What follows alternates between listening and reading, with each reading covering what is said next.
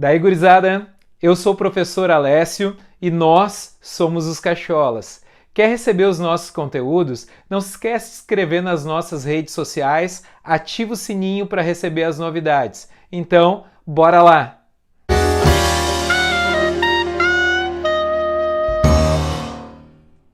Daí, gurizada, tudo bem com vocês? Hoje a gente vai falar sobre a lei da gravitação universal de Newton. Newton era mesmo o cara. Então, a gente começa falando sobre a lei da gravitação universal, sobre o campo gravitacional de um astro, a velocidade de um corpo em órbita. A gente vai falar também sobre o período de translação e, para terminar, para a gente entender melhor, alguns pequenos exercícios. Então, let's bora! A lenda diz que o Newton escreveu a lei da gravitação universal depois que ele estava sentado embaixo de uma macieira e uma maçã caiu na cabeça dele. Pela brincadeira é válido, mas não foi assim que aconteceu. O Newton, a partir de suas observações, disse que dois corpos no universo eles se atraem mutuamente, com forças que são proporcionais ao produto das massas desses corpos e inversamente proporcional ao quadrado da distância entre eles.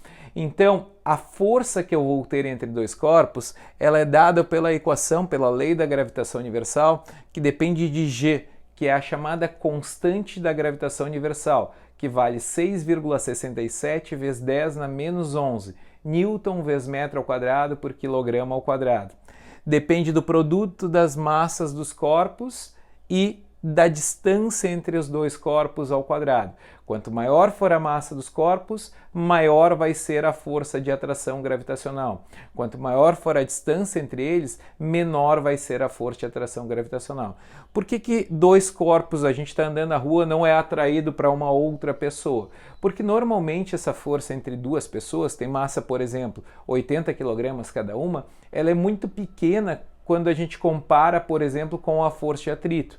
Mas a força, por exemplo, que mantém a Terra girando em torno do Sol, ela é muito maior, porque as massas da Terra e do Sol são muito maiores, apesar de a distância entre eles também ser grande, a massa, o produto das massas vai ser muito grande, o que faz com que a Terra seja atraída pelo Sol e mantenha a Terra girando em torno do Sol.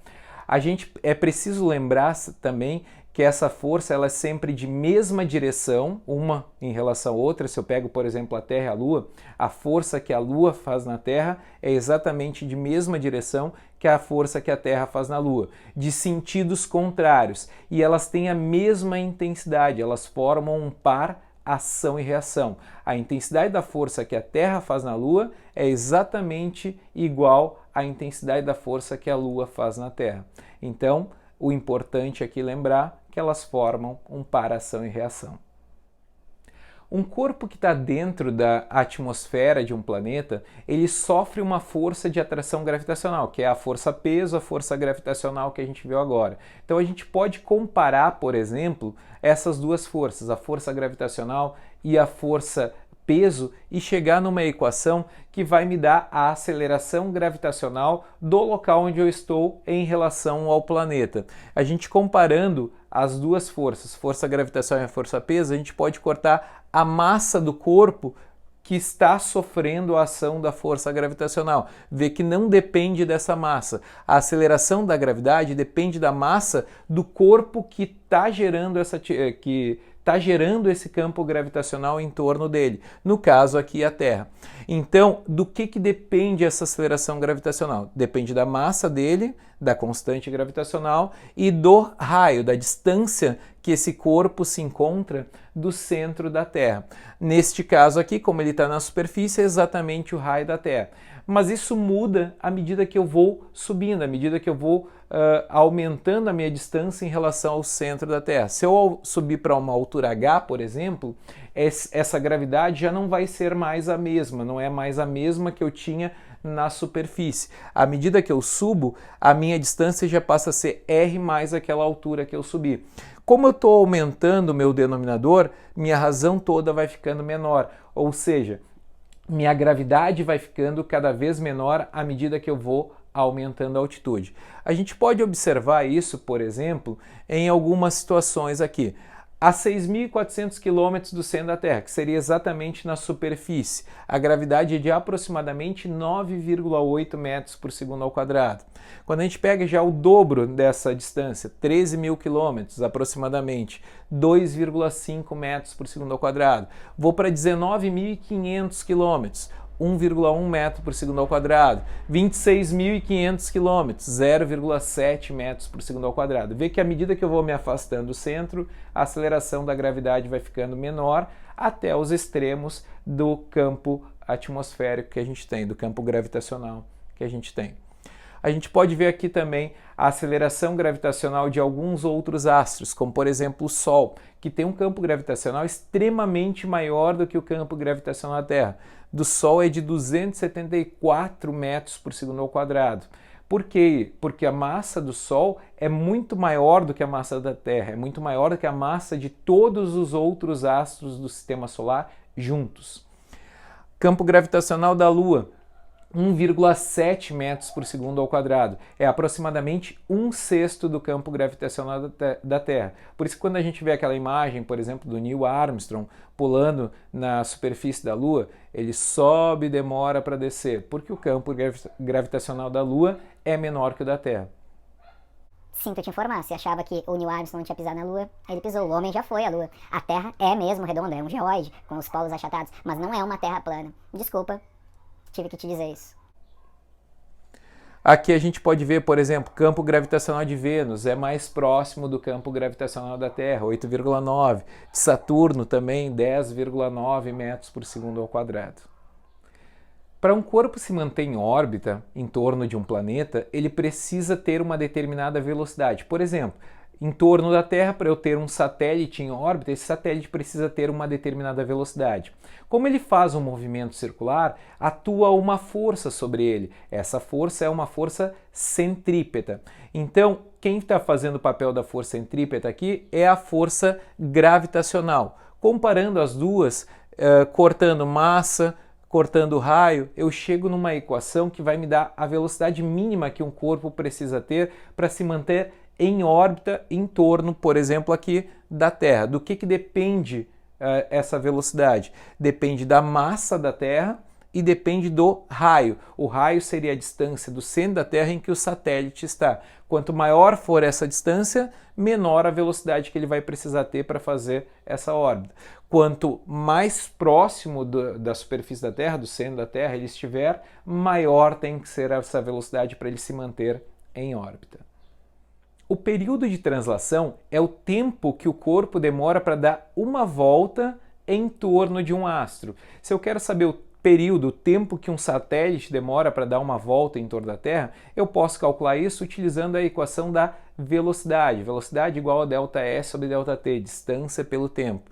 A gente sabe que a distância que ele vai percorrer é a distância de uma volta, que é 2πr, comprimento de uma volta, e o tempo é o período. Isolando o período nessa equação e substituindo a equação da velocidade de órbita que a gente viu antes, a gente chega numa equação para calcular o período que vai levar para completar uma órbita, que depende simplesmente do raio, que é a distância que esse satélite está em relação ao centro da Terra, e da massa do astro do qual a gente está falando. Se é um satélite girando em torno da Terra, a distância desse satélite até o centro da Terra e a massa da Terra. Então, 2π sobre raiz de r ao cubo sobre gm, eu consigo calcular o período de translação desse satélite. E para a gente entender melhor o que a gente viu nessa aula, vamos ver dois pequenos exercícios. Considere dois astronautas de massas iguais a 50 e 60 kg, separados por uma distância de 5 metros e soltos no espaço, longe da influência de outros corpos. Sabendo-se que a constante de gravitação universal é de 6,7 vezes 10 na menos 11 newton vezes metro ao quadrado por quilograma ao quadrado, a ordem de grandeza do módulo da força que irá fazer eles se aproximarem no sistema internacional é igual a... Para a gente calcular a força gravitacional, uso a equação da lei da gravitação universal de Newton. Força igual a constante gravitacional, produto das massas sobre a distância ao quadrado. As massas eram 50 e 60, distância era 5, constante gravitacional 6,7 vezes 10 na menos 11. Quando a gente faz o produto e a razão ali, a gente vai chegar que a minha força é 804 vezes 10 na menos 11. Ajeitando ali a vírgula, a gente fica com andando 3 casas, diminuo 3 casas o número, aumento 3 no meu expoente, menos 11 mais 3, 10 na menos 8.